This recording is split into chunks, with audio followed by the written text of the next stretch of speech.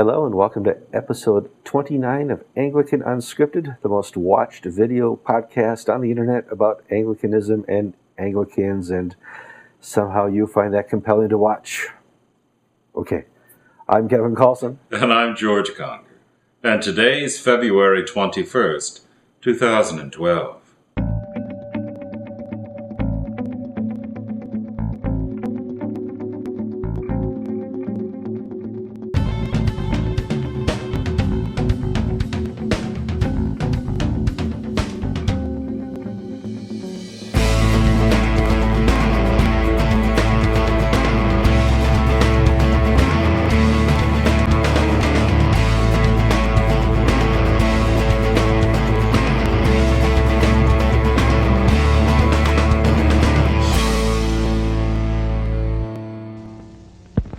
Local news of the week. At midnight Saturday, the telephones in this city will be changed to dial service, and all telephone numbers will be changed. Late this week, new directories will be delivered. Here are a few important suggestions for the use of your dial telephone. Before calling any number, first secure the number from your new directory. Then remove the receiver and listen for the dial tone. It sounds like this. That tone indicates everything is ready for your call. With the receiver off the hook, dial the desired number. For example, suppose you want to dial 23650. Dial each numeral in this manner, pulling the dial around to the finger stop each time. Be sure to allow the dial to freely return to its normal position. And this is the ringing signal.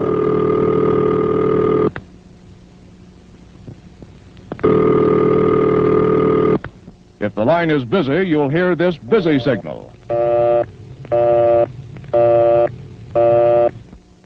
Until Saturday midnight, please use your present directory and make your calls in the usual manner. Okay, George, today in history, we're going to talk about the phone book. It's something we're going to talk about, another item that's become irrelevant. Like the Episcopal Church, no, we're not going to go there, but the parts of the Episcopal Church are still very relevant. None of the phone book is relevant. Every year, I go out sometime in March to my mailbox, and in a little small plastic bag is 2 or 3 phone books. And we don't use them anymore. These things are old and gone because of the information age. If I want to know where something is or how to get there or how to call them or what's available to me, I go to Google, Bing, or some other search engine. Well, I've already pre-programmed Pizza Hut into my phone, so I don't need the phone book anymore. You get your Fave 5, the Great Wall Chinese Restaurant and Pizza Hut and other things like that. You know, the day and age of that type of periodical is gone.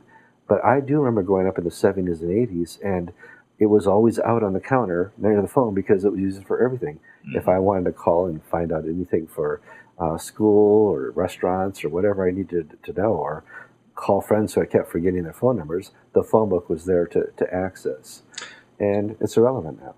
February 21st, 1879, the first phone book came out in New Haven, Connecticut. And what we're seeing is a shift, once again, in how information is purveyed in the world. The phone book arose with a new communication medium, the telephone. We've seen telephones are still going to be around for a long, long time. I have teenage daughters, and I tell you they're indispensable for their lives. Yes, however, how the information is packaged is always constantly changing. We see this in the newspaper industry. The classified sections have all but disappeared because things like Craigslist, for example, have taken away part of their market niche. You don't need to go buy a paper. You can go online and faster and cheaper find the information that you need. I remember back in the 70s, 80s, and 90s, the biggest companies had the biggest pages on the yellow pages. You would buy a whole page. If you're a law office and you wanted to attract people who sue people all the time, you had the front page or the back page of the phone book. All that has changed. Just now the money is put into the marketing of website and web communications or Facebook pages and that type of development because you're communicating to an information age. And we're finding that in our churches as well. What do you do in your church to deliver the prayer book and liturgy? Well, I'm a firm believer that all change is bad. But Oxford educated. Well, you know, change there's never been a good change that I can think of. But be it as it may, we have in our congregation, we have a rack of prayer books in the back, but we don't use them because we have the service projected on the wall in back of the altar. And we've reached the point in the manipulation of things, of data, so that it flows seamlessly, smoothly, and people, an older congregation, that's what they're used to. See, if a church stops its technology while the world around it moves forward, then the church is going to lose people who are not willing, if you will, to check their world at the door when they come in as regards to how they receive and process information. Sure. I mean, that was an important part where Paul mentions in Galatians, become all things to all people. Mm-hmm. And it was very important that you know the language of the people you're speaking to. Not that you make Christ more palatable to those people, but that you're speaking the language so they can clearly understand. And we live in the information language age. This is where you have to speak Twitter, you have to speak Facebook, you have to speak iPhones and text and all those types of things, because that is the language that your people are listening to. And it's important that what we're not saying is that you have to entertain people in church. No. What we are saying is that the way people process information has changed. We've gone from an oral culture where everything was heard to a written culture, and we're now progressing into a visual culture where people take in information in a way that they didn't do 25, 30 years ago. What are you saying, George? I don't understand this. Just keep telling me. Why are you watching Anglican Unscripted on the internet? Yeah, I got it, yeah. No, I mean, obviously things have drastically changed, and entertainment isn't at church. It really starts and stops here on Anglican Unscripted.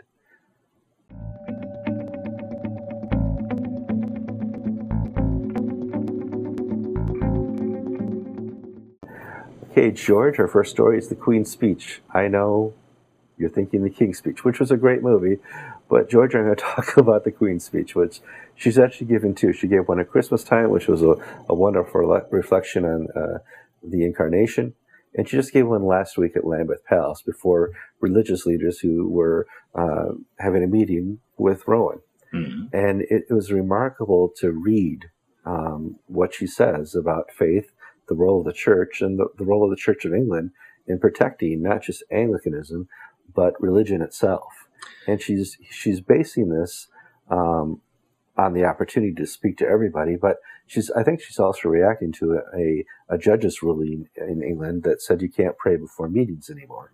It was about 10 days ago, a High Court judge passed down a ruling saying that town councils may not have prayers at the start of their meetings.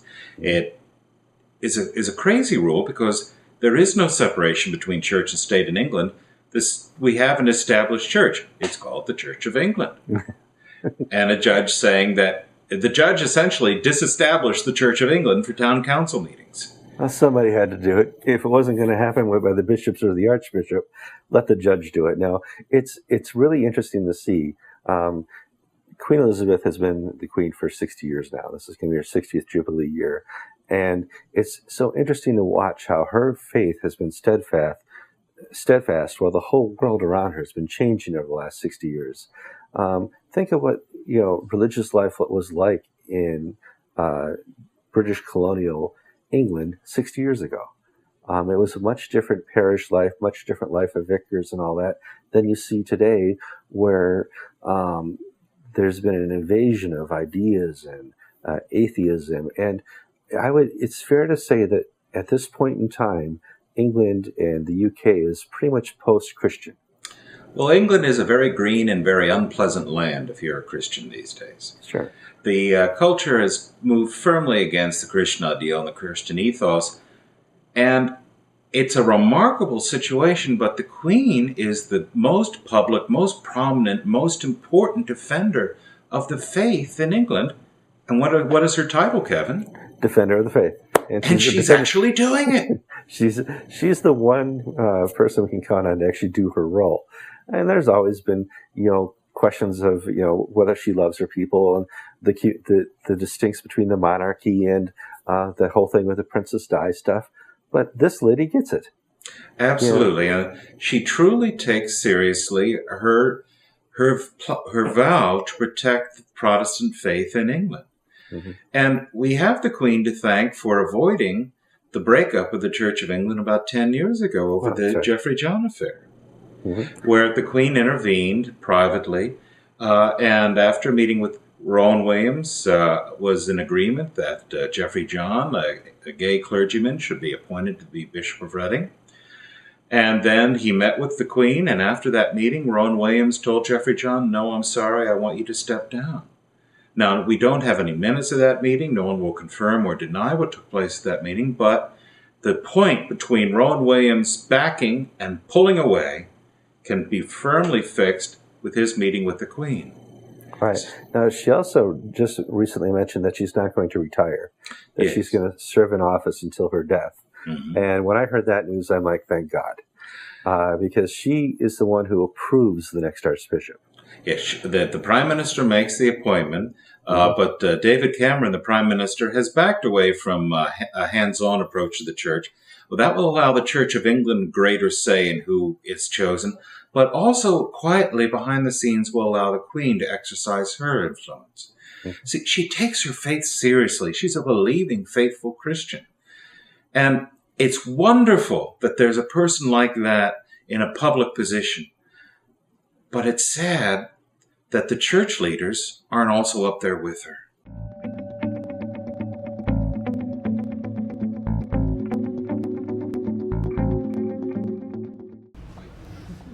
What do you think about what's happening in the Middle East and what's going to become of what's become the Arab Spring?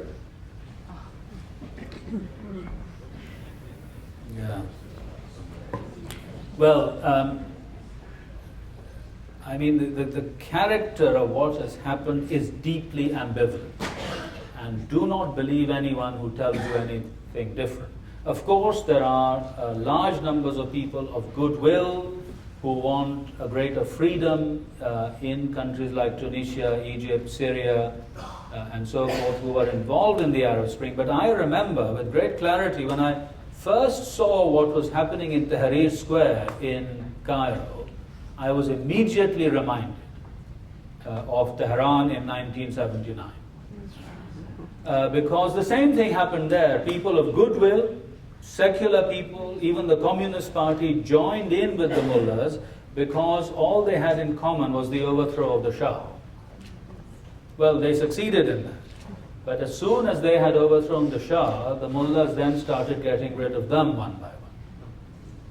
In a very bloody way. I've just met some of the relatives of some of those people whose bodies were displayed from lampposts having been executed for waging war against God. Now, Egyptians will say, I see that Mr. Ghali is here, I mean, he may say that. They may say Egypt is not Iran, and that is true, of course. But the worrying thing in Egypt is not the Muslim Brotherhood, the Ikhwan al-Muslimin. We know something about them, and whilst I have many concerns about the history of the Ikhwan and also their present position, the worrying thing in Egypt are the Salafis. They have come out of nowhere. Well, no, they've not come out of nowhere. They've mainly come out of prison, because that's where Mubarak had kept them. Without any kind of political organization, they've got 25% of the popular vote. This is what I mean when I say that democracy could simply be a tyranny of the majority. I see something similar happening in Syria, without in any way endorsing the Assad regime. Things have been good for Christians in Syria in the last 50 or 60 years. Will they remain so? I mean, I'm very pessimistic. I understand that 100 Christians have been killed already, that many are now fleeing the towns where there are perhaps a smaller number and going to where there are greater concentrations of Christians. This is what happened in Iraq in the first phase. And you see what's happened to the Christian population of Iraq. It has been more than halved. and living in a terrible situation. So I don't think we ought to be easily optimistic about the Arab Spring. I think there are great dangers. Of course, we can work with those Muslims who want to understand their tradition in a way that enables them to see people of other faiths, particularly Christians, as equal citizens with them, who seek the rule of law, of equality of all before the law, of a public role for women, and we should work with them. But we should not blind ourselves to the fact that there are other people who have a very different vision indeed.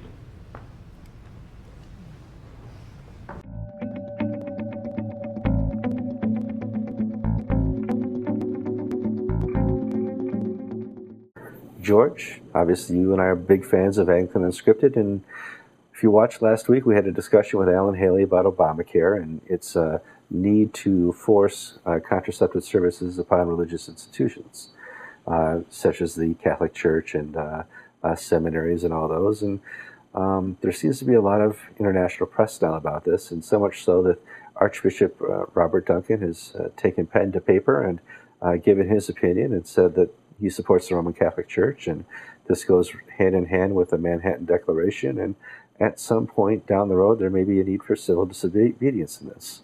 But he's not the only one to speak up. Yes, Bishop Felix Orji, for instance, in El Paso, one of the Cana bishops, part of ACNA, spoke to his local newspaper, and they quoted him extensively on how Anglicans believe about this issue, and Bishop Orji said he supported the Catholic position. And I think this is significant on several levels. The first is, the ACNA has grown up in the eyes of the secular press. There are lots of religious groups out there that you can get people's opinions from for newspaper articles. They're turning to ACNA. That's quite a statement. I mean, ACNA is pretty tiny compared to, say, the Assemblies of God or Presbyterians, for instance. But from a reporter's perspective, it sets up nicely because you have ACNA on one side of the Anglican equation being against Obamacare, and the 815, the Episcopal Church in New York, being in support of Obamacare. So on one level, ACNA is much better at how it is handling the press, because it only sounds off when it should. Right. It takes a lot for that little toggle switch. We call it a limit switch in manufacturing, for that limit switch to finally go on for the Archbishop Duncan to say, okay, I need to speak to this. Now, over on 815, they speak to things much more frequently, whether we're saving the dolphins, stopping the trees from being cut down, saving the butterflies, whatever the periodic liberal cause of the day is. They speak to things a little more frequently there. And at some point, people just stop listening. Yeah. But I think also this speaks to something so much deeper and basic. We had a press report. Cleveland Plain Dealer, Mark Hollingsworth, the Episcopal Bishop of Ohio, was interviewed about a topic, and sort of off the side, he began to talk about the nature and person and work of Jesus Christ. And he said that Jesus is a way to the Father, not the way to the Father. In other words, other faiths may have ways to connect with the Godhead. His presiding bishop has taught him well. Oh, yeah. Presiding Bishop Jeffrey Shorey also shares his view. And ACNA, we spoke with Roger Ames, the ACNA bishop in the Great Lakes area, and he says, look, this is a fundamental difference between us, is the nature of Jesus Christ. Who is Jesus? We're not just about being pro-gay or anti-gay, pro-gun, anti-gun, all that stuff. It comes down to basic, fundamental issues. Who is Jesus Christ? What is the Scriptures? How does God speak to us? What is revelation? Now, Bishop Hollingsworth is faithful to a particular liberal line in interpretation, but that now is so divorced from the mainstream of Christianity that we're talking about two faiths here. We are. You can now easily contrast the Anglican Church in North America and the Episcopal Church. 815. I'm an Episcopalian too. I'm sorry. I meant the leadership, 815. And you can now start to contrast the Anglican Church of North America with the Church of England and other entities as to who really believes this stuff in the Bible and who really thinks they can just pass off as they believe it. Mm-hmm. And it's going to be interesting to see because, one, the people who really believe this stuff are growing. The people who are trying to pass it off, yeah, it's part of who we are kind of thing, but we love other things too. And there are other ways to get to God besides this Jesus fellow. Well, they're not growing because they don't have that good news component anymore.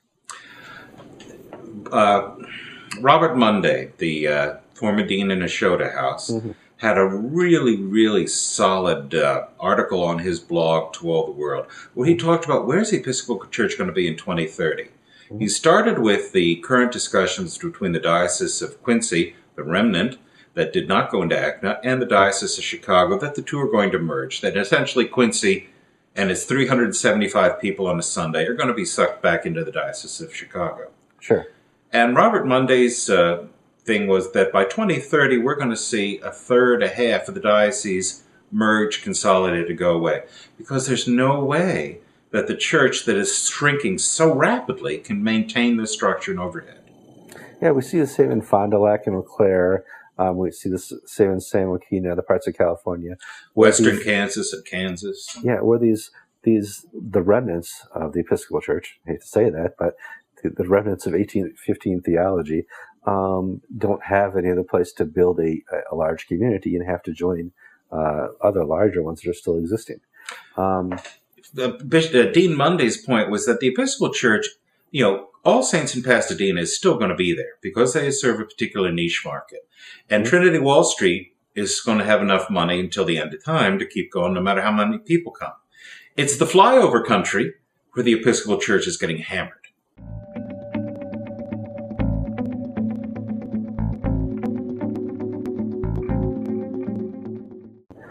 Okay, George, we're going to talk about Whitney Houston. She's obviously a pop icon, and she was in her early years a Christian icon and grew up with a gospel choir and went to New Hope Baptist Church in New Jersey and always proclaimed her faith through time, thick, thin, and horrible times.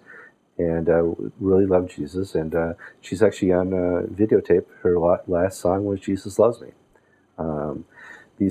She was an interesting character, most interesting because of what she separated herself from, and that kind of caused her overall downfall. She was given tremendous gifts and talents, music, beauty, life, vivacity, and she also had the demons of addiction, alcohol, narcotics, and as you said, at the end of her life, combination of prescription pills seems to be what caused her to die. But she at some point severed herself from her Christian community and tried to go it alone or with people who were enabling her behavior. Which is really, it's a difficult thing to talk about because, she's a sister in Christ. But, at some point she decided that she would go with her new husband and completely separate herself from her Christian friends at that time. And she never had people to help her come back all the times that she tried to come back. And she's given interviews time and time again where she says, yes, I'm starting over and I'm giving up drugs and I'm not going to take cocaine or marijuana anymore and I'm going to go the straight and narrow. And that always lasted for 2 or 3 or 4 weeks. But she never had that support system to continue that because she lived with her enablers. I think there's so many lessons that we can draw from that, but the one I would wish to speak to the most is that you cannot be a Christian in isolation. Mm-hmm. You're a Christian in community. That's how God created us, to worship Him, to give praise and honor to Him in community. Yes, we have a personal prayer life. Yes, we have a personal faith life, but we are to be gathered as a community of believers. And when you separate it from that, you are so much the weaker in your battle with the demons of addiction and then the problems of life.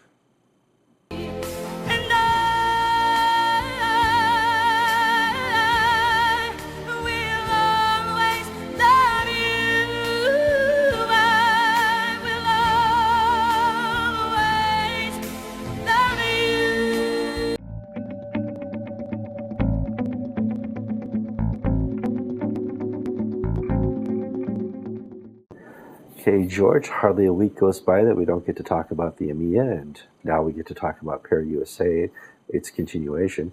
The former Anglican bishops of EMEA have put out a letter this week.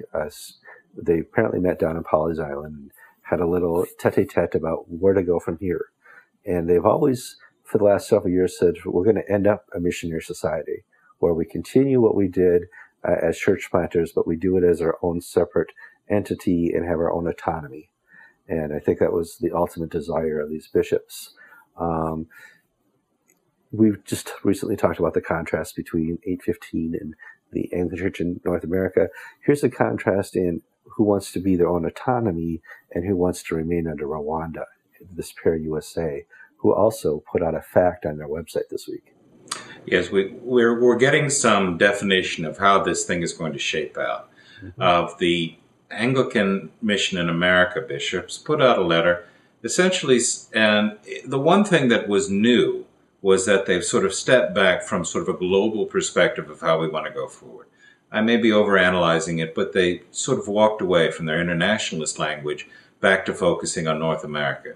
But second, they basically said, we're going to keep doing what we've done for the past 11, 12 years, which is, in other words, there was nothing really new in this letter. Right. And they do church planting, and they're the best at it. You know, they do very well at setting up church planting and support systems for those churches. Now what Pair USA is doing is putting down documentation and schematics and schemes, I don't know how you want to pronounce it, tomato, of how people who have left EMEA and want to join the Anglican Church in North America or want to stay in Rwanda or any combination of the two can do that. And it's a really interesting fact. If you go to pairusa.com and click on the little fact page, there's a whole thing where they answer all these questions. Now, for a entity that's only been in formation for maybe 5 or 6 weeks total, they're really getting their game together. I was struck, though, by the difference in the tone and the language. They're different documents, they serve different purposes, but there's two visions conflicting in this. And one is that one group sees itself part of a larger whole, the Anglican Communion. Another group, the AMIA, Bishop Murphy, they're Anglicans. There's no one who can say they're not Anglicans, but they've decided not to be part of the Anglican Communion. They don't feel the need to be part of a larger group, which, if you will serve as sort of a check on their autonomy. And there are two different visions going on. What does it mean? Is it being an Anglican, an independent entity, or is being an Anglican part of a worldwide communion that you have responsibilities to people other than your immediate church environment? Now, if you've been paying too much attention to Anglican TV, you could say, why on earth would I want to be an Anglican? You're such a mess. I can understand that feeling very much. It's going to be interesting to watch how this plays out. Obviously, we have very dynamic characters in the EMEA faction, and we have very interesting characters in the Moving Forward Pair faction. And it seems Pair wants to get this over with as quickly as possible. It's a temporary solution to a problem, and EMEA wants to be an atomic, its own little mission. They talked before about being like the Jesuit Society. And obviously it's something that we're reporting on in the future, and we'll have to see how this goes.